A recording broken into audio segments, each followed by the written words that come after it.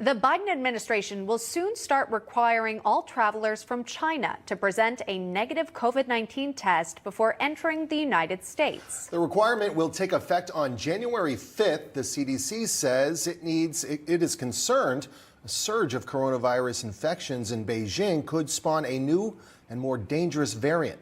But this targeting of one country's travelers is a different approach by President Biden, who once described the 2020 China travel ban by former President Donald Trump as hysterical and xenophobic. Let's discuss now with Fred Fleitz, Vice Chairman of the America First Policy Institute Center for American Security. Fred, welcome. Thanks for coming on today. You know, from a health perspective, we know that you can test negative one day and be positive the very next, even within that window, that 48-hour time frame. So given the fact that the president has not been so willing to take on China in the past, what does this say that he's taking this move now? Emma, there's a lot of serious questions here. What you said is true, but given China's record of deception and lack of transparency, we can't be trusting COVID tests administered in China. That's why South Korea and Japan and Italy, they are testing Chinese travelers when they land. And that's what the United States should be doing. We know what happened before. I might note that 50% of the travelers on two recent flights to Milan, Italy, were infected with COVID. The Italians are not just testing Chinese citizens when they land.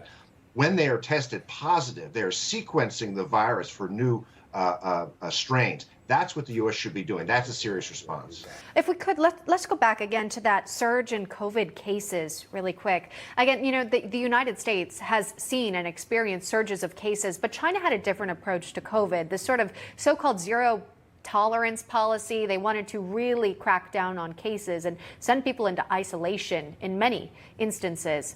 Why now do you think there's this new approach to COVID within China?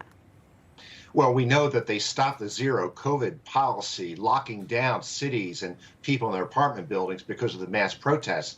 But we also know that this strategy backfired, has led to a population with very little immunity. The virus has just been taking off in the country. That's why other nations are worried that the virus in China may be more dangerous, much more infectious. That's why we have to be testing at airports when Chinese citizens arrive. Fred, the New York Times described China's response to the new requirements as muted and indirect. Why do you think they described it that way? Well, I think that the world is realizing that China didn't take a response that was effective. And after the bad response it had before, it's still not initiating a serious program. It's basically letting go. It's letting the new variants of the virus, an outbreak of people, spread throughout the country and allowing them to travel abroad. And we saw that in 2020 when China knowingly allowed people who were infected with COVID travel to other countries while it restricted travel within China. You know, Fred, as we enter, the third year of this pandemic, and of course, people are still contracting COVID, by the way. Thankfully, they're able to pass the virus in most cases just fine. But tell me about the fact that we still don't have the exact details of where this came from. Will that be a priority in this upcoming congressional session for Republicans?